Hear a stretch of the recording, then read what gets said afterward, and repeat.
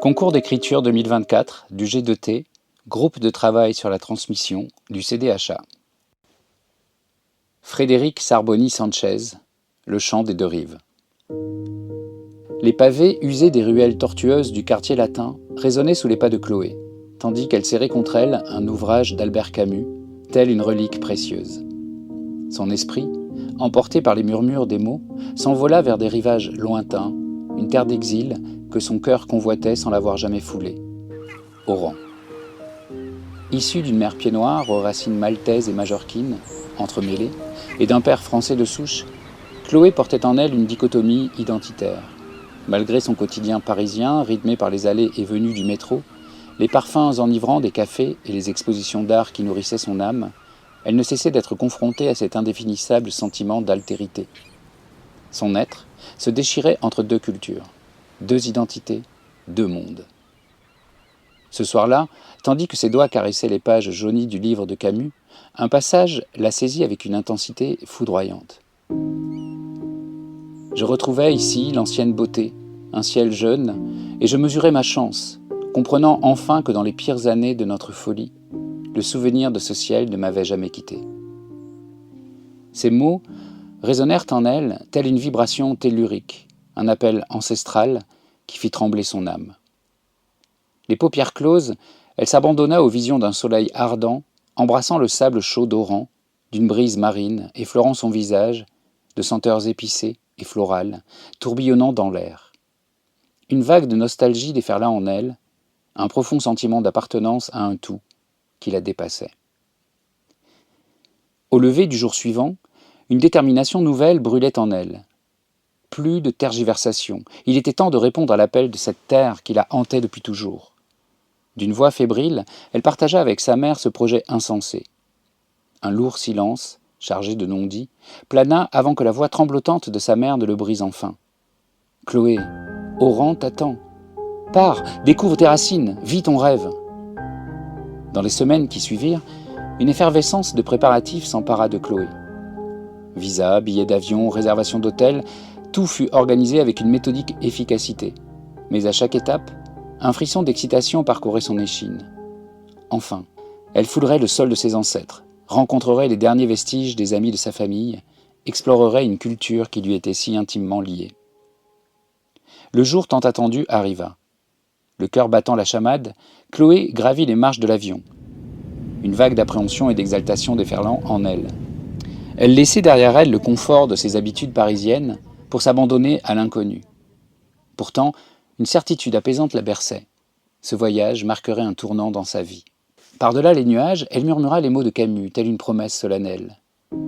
Je retrouvais ici l'ancienne beauté, un ciel jeune. Oran l'attendait, prête à dévoiler ses mystères insondables et à insuffler en elle un souffle nouveau. L'avion s'évanouit dans l'azur céleste, laissant dans son sillage une traînée de rêves et d'espoir flottant au gré des vents. Le sol d'Oran vibrait sous ses pas, comme si la terre reconnaissait l'enfant de ses ancêtres. Le soleil, tel un vieil ami retrouvé, l'enveloppait d'une étreinte chaleureuse.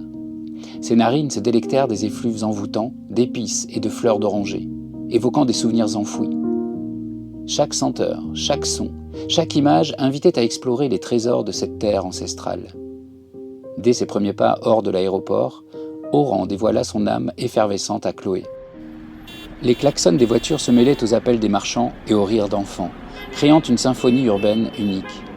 Les ruelles sinueuses se faufilaient entre les maisons blanches et bleues, ornées de géraniums flamboyants. Attirée par la Casbah, Chloé s'y aventura, déterminée à percer ses mystères. La vieille ville, ignorée des guides touristiques, révélait ses remparts vénérables, ses tunnels obscurs et ses trésors jalousement préservés. Des ruelles tortueuses, des escaliers raides comme des échines courbées, des arches mystérieuses, chaque pas la guidait à travers les arcanes de ce lieu où l'histoire avait soufflé son empreinte indélébile. Des artisans exposaient leurs trésors sur des étals, un kaléidoscope de couleurs et de senteurs éveillant ses papilles. Les Oranais d'aujourd'hui, chaleureux et accueillants, l'enveloppèrent de bienveillance. Des sourires francs, des regards complices, des conversations animées en arabe et en français créaient une atmosphère de convivialité et d'échange. Assis sur un banc de pierre usé par les ans, un vieil homme observait le monde d'un regard empreint de souvenirs. Il devint rapidement le gardien des mémoires de Chloé. Ses récits, riches de sagesse et imprégnés de poésie, révélaient les traditions et les coutumes de la Casbah, qui avaient résisté à l'âpreté du temps. « Tu sais, ma petite, commença-t-il, les pieds noirs qui sont partis en 62 ont laissé un grand vide derrière eux. Pour nombre d'entre nous, ils étaient des voisins, des amis, des frères. Nous avons partagé tant de moments, des fêtes, des rires, et des peines aussi. Leur départ a été une perte profonde pour nous tous. Mais ici, leur esprit vit toujours. Chaque pierre, chaque recoin murmure leurs histoires. » Il marqua une pause, semblant voyager dans les méandres du passé. Ils avaient un amour profond et sincère pour cette terre, un authentique attachement. Et même s'ils sont loin à présent dans nos cœurs, ils restent proches. Nous n'avons jamais cessé de penser à eux avec affection et nostalgie. Chloé écoutait, émue, sentant une connexion plus forte avec ses racines et avec ce vieil homme qui portait une part de son histoire. Les paroles bienveillantes du vieillard enveloppaient son cœur d'une douce chaleur, offrant une nouvelle perspective sur les souvenirs et les racines qu'elle était venue déterrer. Alors que le soleil déclinait, le ciel s'embrasait de nuances flamboyantes. Sur la corniche, Chloé se laissa envoûter par la mer Méditerranée. Une paix profonde et une plénitude nouvelle l'envahirent, comme si elle retrouvait enfin une part oubliée d'elle-même. Oran, la radieuse, l'avait conquise avec sa beauté chaotique, sa chaleur humaine et ses mille et un secrets jalousement préservés. Chaque pas, chaque rencontre, chaque sensation l'avait rapprochée de ses racines. Elle savait qu'elle repartirait un jour, mais transformée à jamais, emportant dans son cœur la symphonie unique de cette ville qui murmurait désormais dans ses veines. Un matin, où la brume enveloppait le monde, Chloé se rendit sur la plage de Cap Falcon, un lieu cher à sa grand-mère. Le sable fin murmurait sous ses pieds, tandis que la brise marine caressait son visage. Les yeux fermés, elle imagina sa grand-mère, jeune et resplendissante, déambulant sur cette plage des décennies auparavant.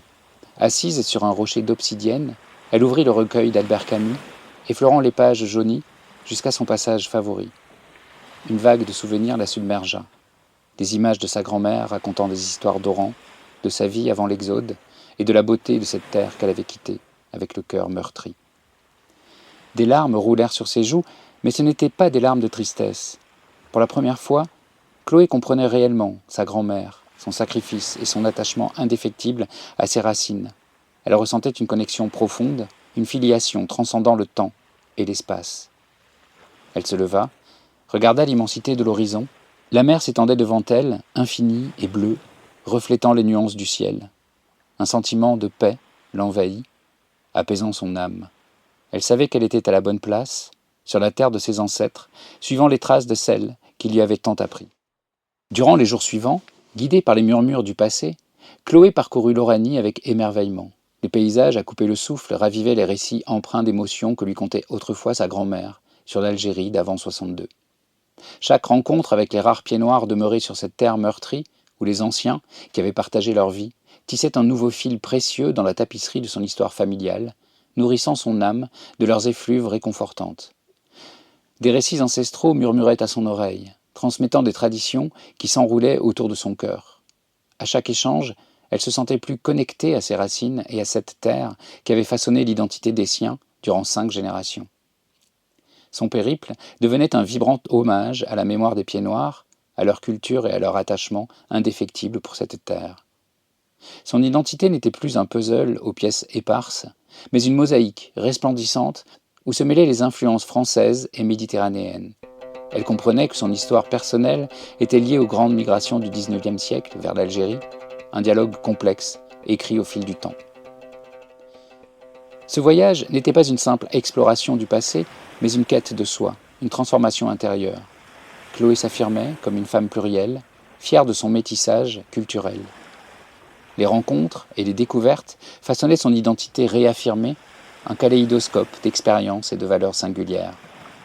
Elle apprenait à embrasser, sans réserve, la richesse de ses cultures plurielles, à se nourrir des traditions de ses aïeux. Le passé n'était plus un fardeau, mais un socle solide sur lequel bâtir son avenir. Elle apprenait à se connaître, à s'accepter et à s'aimer telle qu'elle était. Chloé devenait la fille de 2 mondes, un pont entre 2 rives, une mélodie harmonisant les cultures. L'avion quitta les rivages d'Oran, emportant Chloé loin de la ville qui avait profondément marqué son âme. Elle se tourna vers le hublot, un pincement au cœur mêlé à une joie profonde. Les souvenirs d'Oran, tels des talismans protecteurs, nourriraient désormais son esprit et son cœur. La chaleur du soleil, la brise marine, les effluves d'épices et de fleurs d'oranger. De retour à Paris, Chloé n'était plus la jeune femme timide et incertaine qu'elle avait été. Elle avait gagné en assurance, sachant désormais ce qu'elle voulait. Bien qu'elle retrouvât la familiarité rassurante de son appartement, son cœur restait à jamais marqué par le charme d'Oran. Les souvenirs de son périple initiatique, photographies, objets artisanaux, recettes locales, lui rappelleraient toujours la beauté et la richesse de l'Algérie. Elle partagea son expérience avec ses amis parisiens, avec pudeur et sincérité, racontant les paysages sublimes, les rencontres chaleureuses et les traditions fascinantes. Son émerveillement exprimé avec humilité se révélait contagieux. Chloé inspirait par sa simplicité et son authenticité, montrant que la diversité était une source d'enrichissement personnel et non un ferment de division. Dans l'intimité de son appartement parisien, entourée des souvenirs vivaces de son périple initiatique, Chloé feuilletait le recueil d'Albert Camus, ce compagnon de route qui l'avait guidé sur les chemins d'Algérie.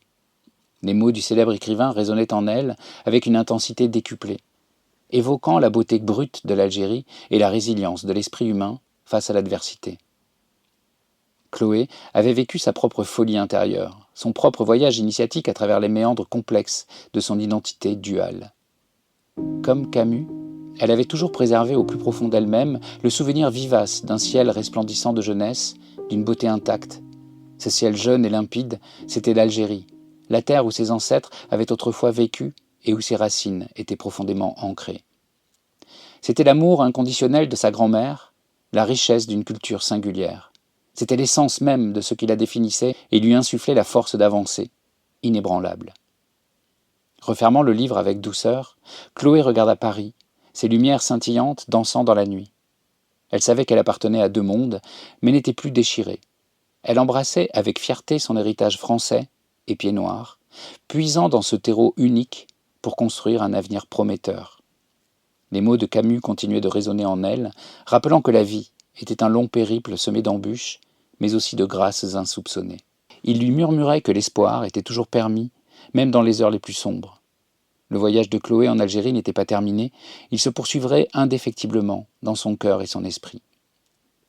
Sur les pages blanches de son carnet, Chloé laissa son âme s'exprimer. Les mots, tels des vagues tumultueuses, se bousculaient, dansaient et se fondaient pour former un poème vibrant, une ode incandescente à l'Algérie et à son cœur métamorphosé. Comme les flots azurés venant embrasser les rivages d'Oran, des vers libres jaillirent, chantant la beauté saisissante des sommets enneigés de l'Atlas, l'effervescence des souks et la douceur des nuits étoilées dans le désert. Chloé célébra la richesse de la culture pied-noire, un kaléidoscope de traditions, de musique et de saveurs singulières. Elle rendit aussi un hommage appuyé à la générosité du peuple algérien, à sa chaleur humaine et à sa résilience à toute épreuve face aux affres du temps. Deux rives, un cœur. Sur le papier immaculé, mon âme danse. Un poème vibrant, hymne à l'Algérie, une romance. Vers libres surgissent, tels les flots azurés, caressant les rivages d'Oran par la mer embrassée. Sous l'œil bienveillant des étoiles scintillantes, le désert de sable fin offre ses dunes chatoyantes. La fraîcheur des nuits étoilées, dans le désert infini, où l'immensité du ciel se mire, limpide et ravie. Célébrant la richesse des pieds noirs, kaléidoscope vibrant, 1000 accents, 1000 chants pour ce peuple vaillant. Chaleur et générosité transcendent la nostalgie, tissant un lien indestructible entre deux patries. Métisse et fière, je porte en moi deux mondes, enlacés comme des ondes profondes. Fille de la France et de l'Algérie, je suis, un pont entre deux rives, une mélodie infinie. Ce poème, chant d'espoir et d'harmonie, s'élève tel un hymne à la paix infinie. Un appel vibrant à la tolérance et à l'amour pour un monde nouveau, loin des pleurs et des discours. Unissons nos différences, couleurs de l'arc-en-ciel, mosaïque de merveilles pour un destin sans pareil.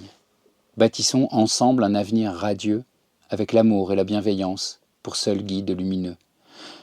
Je referme le carnet, un doux sourire aux lèvres, gardant la grâce infinie de ce voyage intérieur, ô voyage, ô découverte, source de vie, célébrons l'humanité, renaissante et ravie. Voix de Paul Monnier, Les mots enfouis, Aura Littérature.